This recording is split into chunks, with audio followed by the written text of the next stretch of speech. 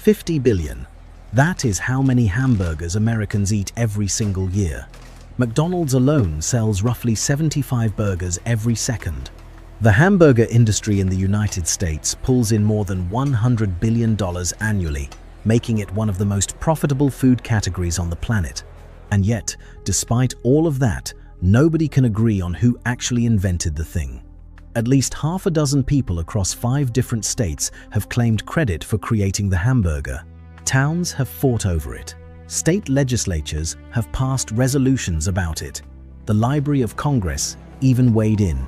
But the real story of how a slab of ground beef, wedged between 2 pieces of bread, conquered the entire world is stranger and messier than any of those origin myths.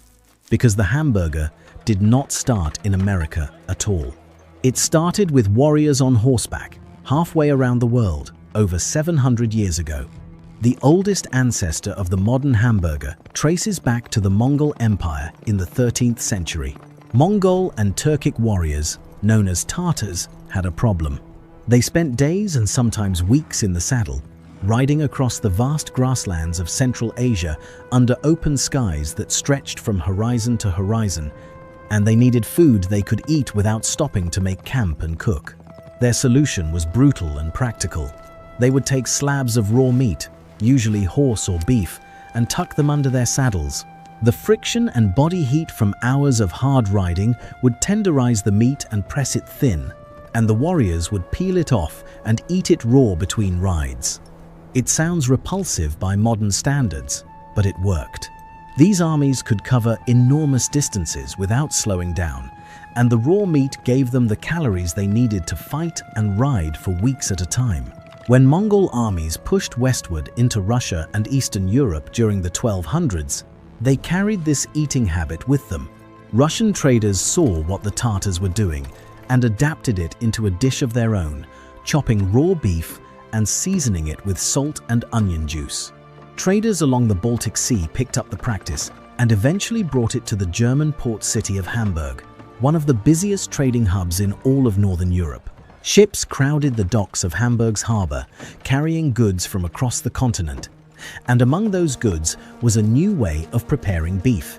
Over the next several centuries, the people of Hamburg refined the concept. They chopped the beef finer, seasoned it with salt, pepper, garlic, and onions, and formed it into patties. By the 1700s, this preparation had a name. It was called Hamburg steak.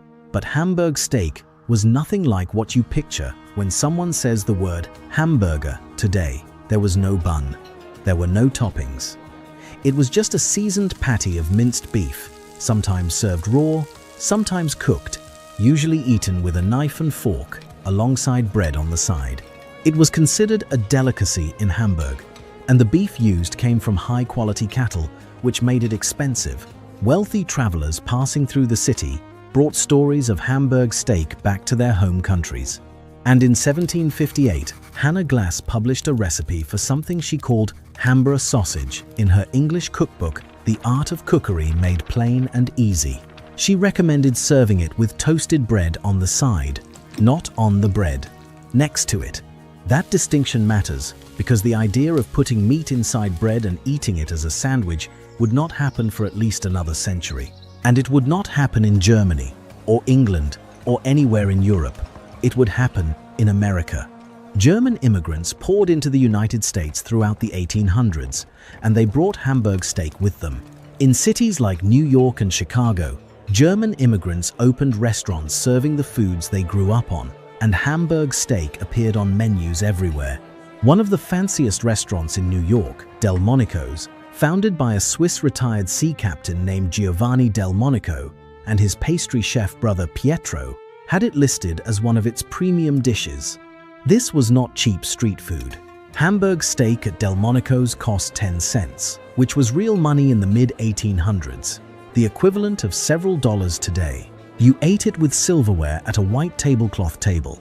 Working-class Americans could not afford to sit down at Delmonico's or any place like it, but they could buy food from the street vendors and lunch carts that lined the factory districts of New York, Chicago, and every industrial city during the Industrial Revolution.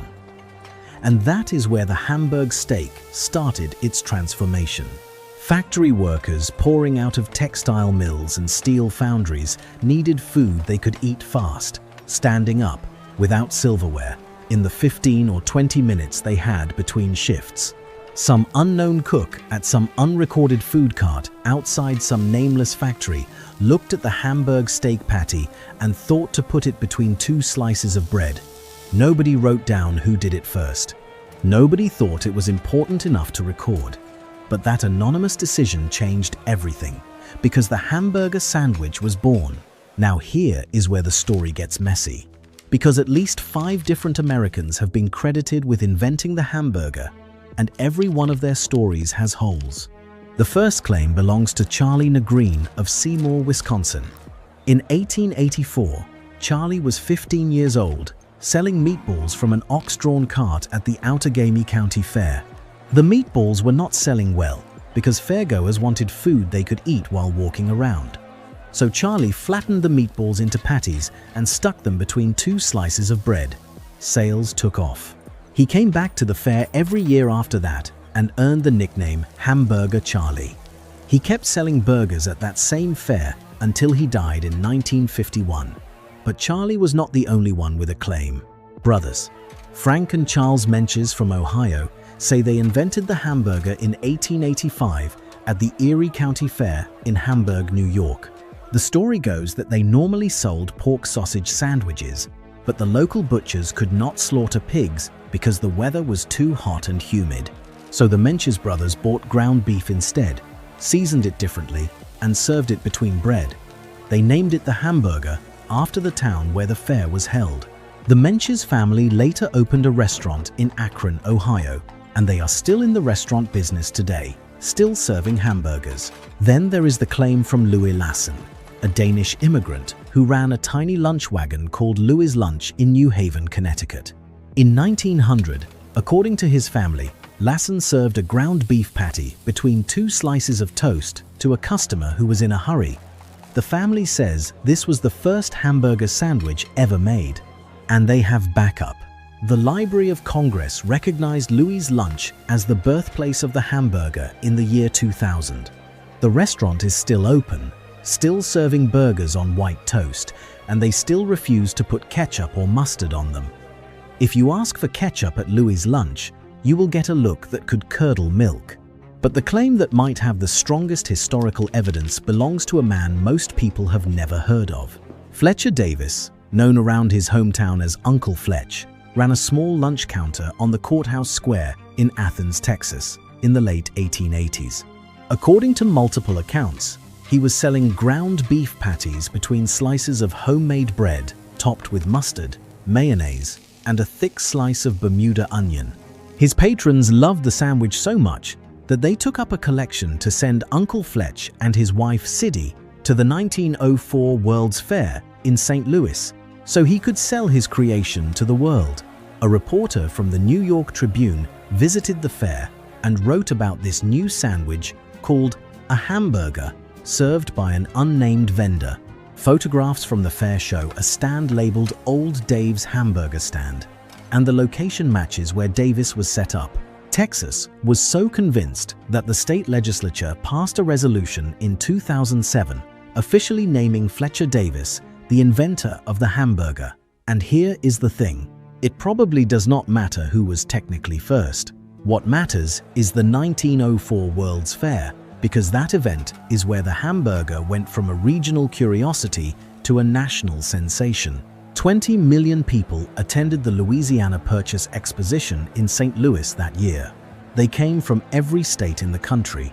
And among all the pavilions and exhibits and amusements on the mile-long midway, the hamburger was one of the biggest hits. Visitors who had never tasted one before went home talking about this incredible new sandwich. Within a few years, hamburger stands started appearing in cities across the country. But the hamburger still had a serious image problem, and it would take a fry cook in Kansas to fix it. In the early 1900s, ground beef had a terrible reputation. People did not trust it. Upton Sinclair's novel, The Jungle, had exposed the horrifying conditions of American meatpacking plants in 1906, and the public was disgusted. Ground beef was the most suspicious product of all because you could not see what was in it. Restaurants that served Hamburg steak were often low-end, dirty, and associated with poverty. Eating a hamburger was not something respectable people bragged about. Mothers would send their children to buy burgers from street stands but were too embarrassed to walk in themselves. The hamburger was cheap food for people who could not afford anything better. That was the reality in 1921, when a fry cook named Walt Anderson teamed up with a real estate and insurance man named Billy Ingram to open a tiny restaurant in Wichita, Kansas. The building was made of cement blocks, measured 15 feet by 10 feet, had exactly 5 stools, and sat on the corner of First and Main. They called it White Castle. The name was deliberate. White meant purity and cleanliness. Castle meant strength and permanence. The building itself was designed to look like a small white castle modeled after the Chicago Water Tower, one of the few structures to survive the Great Chicago Fire of 1871. Anderson and Ingram were not just selling hamburgers, they were selling trust. Anderson knew exactly how much stigma he was up against. He later told the Wichita Eagle that kids would regularly pop into his stand and buy half a dozen sliders to carry out, and he would watch them run around the corner to a fancy automobile where their mothers were waiting, too embarrassed to be seen walking into his dinky little place themselves. To fight that perception, Anderson had fresh beef delivered twice a day and ground the meat right in front of customers so they could see exactly what they were eating. The burgers were small, square, and cooked on a bed of onions. They cost 5 cents each, and the restaurants were spotlessly clean, painted white inside and out, scrubbed top to bottom every day, designed to look as sanitary as a hospital. Everything about White Castle was engineered to overcome the public's fear of ground beef. Ingram even commissioned a study from a university where a student ate nothing but White Castle burgers for weeks to prove they were nutritious. It was a marketing stunt more than real science, but it worked. Within a decade, there were more than 100 White Castle locations across the Midwest and East Coast. Anderson and Ingram started the whole thing with just $700 in borrowed bond money, which they paid back in about 90 days. White Castle introduced the takeout box, the newspaper coupon, and the practice of poking holes in burger patties so they cooked faster and more evenly. They were the first hamburger chain in the world, and by 1961, White Castle became the first fast food chain to sell more than 1 billion burgers, years ahead of McDonald's. They proved something that would change the food industry forever. Americans would eat enormous quantities of hamburgers if you could make them fast, cheap, and consistent. But White Castle was just the opening act. The real revolution came from 2 brothers in California who had nothing to do with hamburgers when they started out. Richard and Maurice McDonald moved to California from New Hampshire during the Depression, looking for opportunity. They failed in the movie business. They tried running a drive-in barbecue restaurant near a racetrack in Arcadia. It did okay. In 1940, they moved the building to San Bernardino and reopened it as a drive-in with car hops and a big menu featuring barbecue. Business was decent, but not great. Most of their revenue came from hamburgers, not barbecue. So, in 1948, the brothers made a decision that sounded crazy at the time. They shut down the restaurant, fired all the car hops, gutted the menu down to just hamburgers, cheeseburgers, French fries, milkshakes, and coffee, and reopened with a completely different system. They called it the Speedy Service System. The idea was simple but radical. Instead of cooks making each order individually, the McDonald brothers designed an assembly line for hamburgers, borrowing the same principles that Henry Ford had used to revolutionize car manufacturing decades earlier. They drew the entire kitchen layout on a tennis court with chalk, positioning every piece of equipment for maximum speed, and had their workers rehearse the process before the restaurant even reopened. Every task was broken into a single, repeatable step. One person grilled patties, another dressed buns, another wrapped the finished product.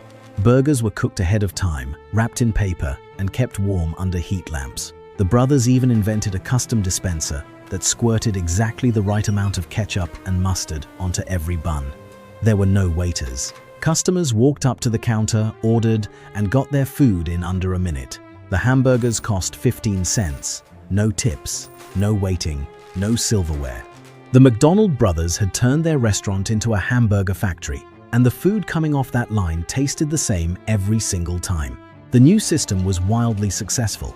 Lines stretched around the block. Other restaurant owners started showing up in San Bernardino just to watch the operation and try to copy it.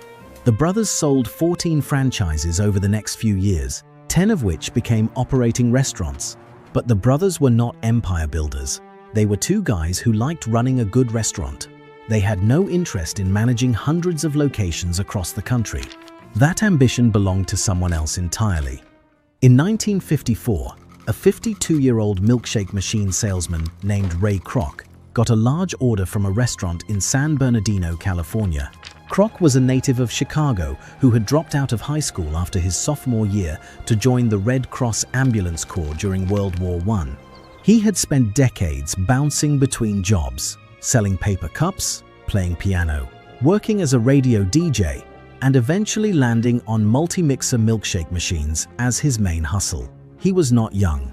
He was not rich. He had been grinding for 30 years without a major break. But when this one restaurant ordered 8 of his machines, which meant they needed to make 40 milkshakes at the same time, Kroc was baffled. What kind of restaurant needs 40 milkshakes going at once? He drove out to San Bernardino to see for himself. When Kroc walked into the McDonald brothers restaurant and watched the line of customers stretching down the sidewalk under the California sun, watched the speed of the assembly line, watched burgers come off the grill and into wrappers and into customers' hands in under 60 seconds, he saw the future, the efficiency, the simplicity, the volume. He knew immediately that this concept could work anywhere. He approached the brothers the next day and pitched himself as their franchise agent. The brothers agreed, and in April 1955, Kroc opened his first McDonald's franchise in Des Plaines, Illinois, a suburb of Chicago. From that single location, Kroc built an empire. He was relentless about standardization. Every restaurant had to look the same, serve the same food, and follow the same procedures. He developed a training program that eventually became Hamburger University, where franchisees earned certificates in what Kroc called Hamburgerology, with a minor in French fries. He refused to allow cigarette machines, newspaper racks, or pay phones in his restaurants. He wanted customers to come in, eat, and leave. No loitering, no distractions, just burgers. But Kroc's relationship with the McDonald brothers deteriorated. Their visions for the company were completely different. The brothers wanted stability and quality. Kroc wanted growth at any cost. In 1961, Kroc bought out the McDonald brothers for $2.7 million. The brothers kept their original San Bernardino restaurant, but Kroc opened a competing McDonald's right across the street and drove them out of business. It was ruthless, and the brothers felt betrayed. Richard McDonald later said that Kroc treated them like dirt. But from a business perspective, Kroc's gamble paid off beyond anything anyone could have predicted. He envisioned 1,000 McDonald's locations in the United States. Today, there are more than 40,000 McDonald's restaurants in over 100 countries, serving roughly 70 million customers every single day.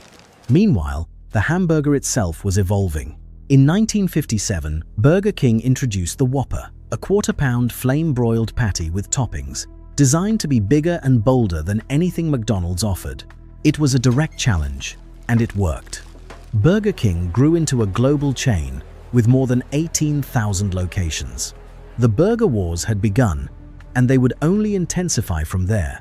Then, in 1967, a McDonald's franchisee in Pittsburgh named Jim Delegati changed the game again. Delegati ran nearly 50 McDonald's locations across Pennsylvania, and he kept hearing the same complaint from customers. The burgers were too small. Local steelworkers wanted something more substantial. Delegati lobbied McDonald's corporate to let him create a bigger sandwich. They said no, repeatedly. The existing menu was selling fine. Why mess with it? But Delegati kept pushing, and eventually the company gave him permission to experiment, with one condition. He could only use ingredients already in the restaurant. Working in the kitchen of his Ross Township location outside of Pittsburgh, Delegati spent weeks tinkering with different combinations like a man possessed. He first tried building the sandwich on the regular small McDonald's bun, but it was too sloppy. Ingredients slid everywhere. You could not pick it up without it falling apart in your hands. So Delegati went to a local bakery and sourced a larger, 3-part sesame seed bun with a middle slice that held the whole thing together. Then he stacked it. 2 beef patties, a special sauce similar to Thousand Island dressing, shredded iceberg lettuce, a slice of American cheese, pickles, and diced onions. He originally wanted to call it the Aristocrat and then the Blue Ribbon Burger, but neither name stuck. The name Big Mac actually came from a 21-year-old secretary named Esther Glickstein Rose at the company's advertising department. She tossed out the name during a meeting, and it just fit. It first sold for 45 cents. The sandwich was an immediate hit at Delegati's Uniontown restaurant, then spread to all his locations, then to test markets across the country. Every test market showed sales increases of 10% or better. McDonald's rolled the Big Mac out nationally in 1968, and it became one of the most iconic food products in history. The Economist magazine even created the Big Mac Index in 1986, using the price of a Big Mac in different countries as a way to compare purchasing power around the world. An economist's idea of a joke, maybe, but also a recognition that the Big Mac had become a universal reference point. Jim Delegati never received a penny in royalties. All he got was a plaque. He reportedly ate at least 1 Big Mac every week for the rest of his life, and he lived to be 98. The hamburger's conquest did not stop at American borders, not even close. When McDonald's expanded internationally, starting in 1967 with its first restaurants in Canada and Puerto Rico, the hamburger traveled with it to every continent except Antarctica. Within just a few years, there were golden arches in Japan, Australia, Germany, France, Sweden, and Central America. But something interesting happened along the way. The burger adapted. In Japan, McDonald's serves the teriyaki McBurger. In India, where a large portion of the population does not eat beef, the menu features chicken and vegetarian patties. In the Philippines, there is a burger with spaghetti on the side. In Australia, they serve beetroot on their burgers. The hamburger became a blank canvas, absorbing local flavors and traditions wherever it landed. It was no longer just American food. It was a global platform. And while the fast food giants were spreading hamburgers across the planet, something else was happening back in the United States. The hamburger was going upscale. In 1948, the same year the McDonald brothers launched their speedy service system, Harry and Esther Snyder opened the first In-N-Out burger in Baldwin Park, California. It was the first drive-through hamburger stand in America. Customers ordered through a 2-way speaker box without ever leaving their cars. In-N-Out kept its menu simple, focused on fresh ingredients and quality beef, and built a devoted cult following that persists to this day. If you have ever seen someone wearing an In-N-Out t-shirt in a city that does not have one, you understand the kind of loyalty this chain inspires. In-N-Out proved that a hamburger did not have to be mass-produced to be wildly popular. You could charge a little more, make it a little better, and people would line up for it. By the 2000s, a new wave of burger chains was reshaping the industry from the inside out. Five Guys, founded by Jerry Murrell and his 4 sons in Arlington, Virginia, in 1986, as a single neighborhood burger joint, grew into a global phenomenon with more than 1,700 locations worldwide. Shake Shack started as a humble hot dog cart in Madison Square Park in the heart of New York City in 2001, before evolving into a beloved global burger brand worth billions. Smashburger, Whataburger, Elevation Burger, and dozens of others carved out their own niches. The common thread connecting every single one of them was the same thing that had driven the hamburger's success from the very beginning: simplicity. A burger is ground beef on bread. You can dress it up or strip it down. But the core idea is almost impossible to get wrong. That simplicity is why the hamburger has survived every food trend, every health scare, and every cultural shift for more than a century. And the hamburger has survived plenty. In the 1990s and 2000s, nutritional critics hammered fast food, and hamburgers took the worst of it. Books and documentaries painted the fast food industry as a public health menace. Morgan Spurlock's documentary Super Size Me in 2004 put McDonald's specifically in the crosshairs. Spurlock ate nothing but McDonald's for 30 days and filmed the damage it did to his body. The film became a cultural event, and McDonald's responded by phasing out its super size option and adding salads, fruit, and healthier items to its menu. Public health campaigns warned about saturated fat, cholesterol, and the risks of processed red meat. School nutrition programs pushed kids away from burgers and toward vegetables. For a while, it seemed like the hamburger might actually lose its grip on the American diet. But it did not. Americans kept eating burgers at roughly the same rate they always had. About 84% of American adults say they like hamburgers, and more than half eat at least one per week. The industry adapted instead of dying. Restaurants started offering leaner patties, grass-fed and pasture-raised options, organic beef, and eventually plant-based alternatives. In 2019, Burger King launched the Impossible Whopper, made with a plant-based patty from Impossible Foods that was designed to look, cook, and taste like real beef. McDonald's followed with its own plant-based offerings in select markets around the world. The plant-based burger segment was valued at roughly $7 billion by 2024. Even the hamburger's critics ended up creating new versions of it. The burger absorbed the criticism, evolved, and kept going. Today, the global hamburger market is valued at well over $100 billion. McDonald's alone generates more than $115 billion in system-wide sales worldwide. The company has more than 40,000 locations in more than 100 countries and employs approximately 1.7 million people, making it one of the largest private employers on Earth.